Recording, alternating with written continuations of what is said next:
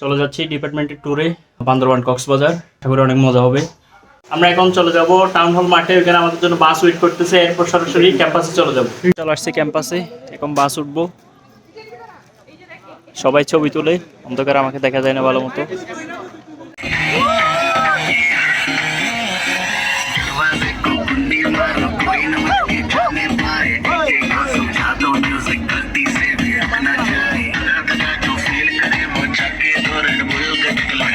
Dance नहीं करना वो जाके अपने बेस्ट आए।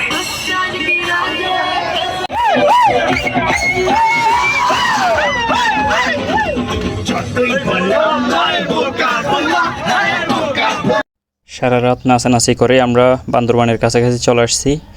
একটু পরেই নেমে আমরা হোটেলে চেক ইন করবো। আমরা এখন বান্দরবান বাস থেকে নামছি। সেটা হচ্ছে হিলভিউ হোটেল। এই হিলভিউ হোটেল আমরা রুম রিজার্ভেশন করা আছে। এরপর এখানে আমরা চেক ইন করে এই যে চাঁদের গাড়িগুলো দেখতেছেন, এগুলো সব আমরা ভাড়া করছি। এগুলো নিয়ে আমরা নীলগিরি চলে যাব। আমরা এখন সকালের নাস্তা শেষ করে চাঁদের গাড়ি ভাড়া করছি। এখন সরাসরি চলে যাব নীলগিরির উদ্দেশ্যে। নীলগিরিতে সারাদিন ঘোরাঘুরি করে এরপর নীলাচল। দেখা যাক কোথায় কোথায় ঘুরি। এখানে সোহান ভাই, একটা গাড়ির আমির, আর এদিকে আমাদের বেসের ফোলাবেন আমাকে বাদ দিয়ে ছবি তুলে। আমাদের সবাই গাড়িতে উঠে বসছে। এখন এদিকে আছে সোহান ভাই কিন্তু অন্য গাড়ির আমির। তারপরে আমাদের গাড়ির সামনে চলে আসছে। সমস্যা না, বড় ভাই হিসেবে নিলাম। আর এদিকে আমাদের বাকিরা সবাই আছে। আমরা এখন নীলগিরির উদ্দেশ্যে ট্রেন যাব। আমরা এখন আছি মিলনছড়ি চেকপোস্ট। এই যে আমাদের গাড়িগুলো দাঁড়াইছে, এখন সবাইকে চেক করবে। এরপর আমরা যাত্রা শুরু করবো এখান থেকে নীলগিরির উদ্দেশ্যে। পাহাড়ি আঁকাবাঁকা রাস্তা ধরে গাড়ি নীলগিরির উদ্দেশ্যে আগাচ্ছে।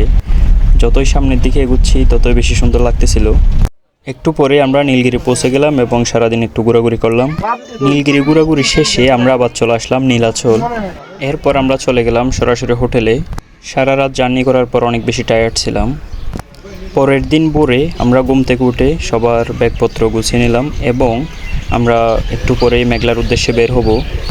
আমাদের প্ল্যান ছিল মেঘলা ঘুরে তারপর আমরা কক্সবাজার উদ্দেশ্যে রওনা দিব এবং প্ল্যান মোতাবেক আমরা সব কিছু করতেছিলাম। হোটেলের বাইরে একটা জায়গা ছিল, এখানে কিছুক্ষণ সময় কাটালাম। আমরা এখন চলে আসছি মেঘলা। এই যে মুজাহিদ, সোহান ভাই, আমাদের বাকিরা সবাই ভাই। এই যে একনিষ্ঠ চট্টগ্রাম আমরা চলে এসেছি কৃত্রিম ঝুলন্ত ব্রিজ। আমরা এখন আছি মেঘলা। এই যে মেঘলার সৌন্দর্য।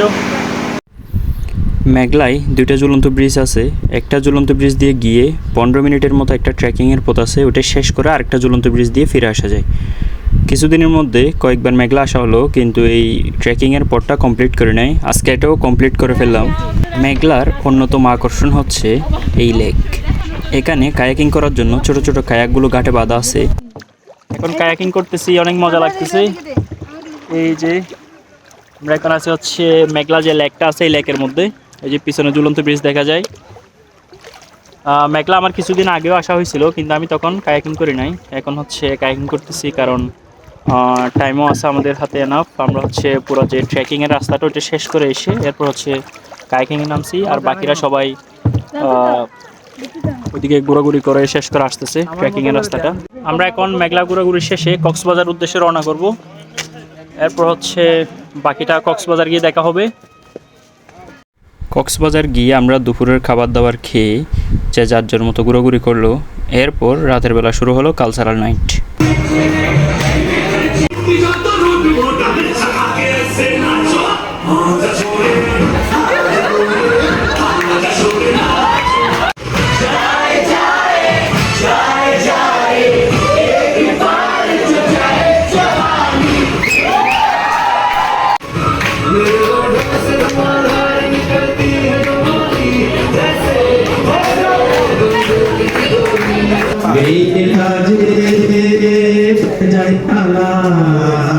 কথায় কথা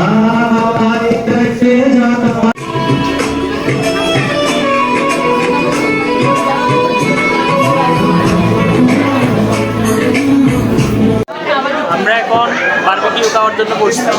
এই যে সবাই অধীর আগ্রহে অপেক্ষা করতেছে। আমরা কালচারাল নাইটের মাঝখানে বিরতি, যাত্রা বিরতি, শুধুমাত্র বারবিকিউ পার্টি করার জন্য। এই বারবিকিউ পার্টি শেষে আমাদের আবার কালচারাল নাইট শুরু হবে।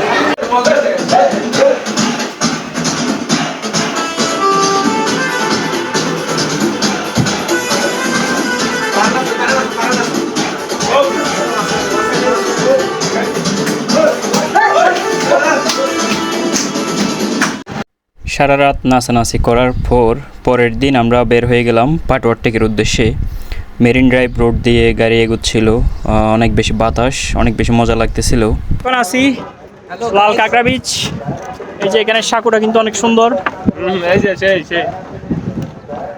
ওয়েদারটা আসলে জোস, অতিরিক্ত গরমও না অতিরিক্ত ঠান্ডাও না। It's a nice sunny day. আমাদের সর্বশেষ ঘোরার জায়গা ছিল পাটওয়ার টেক সি বিচ।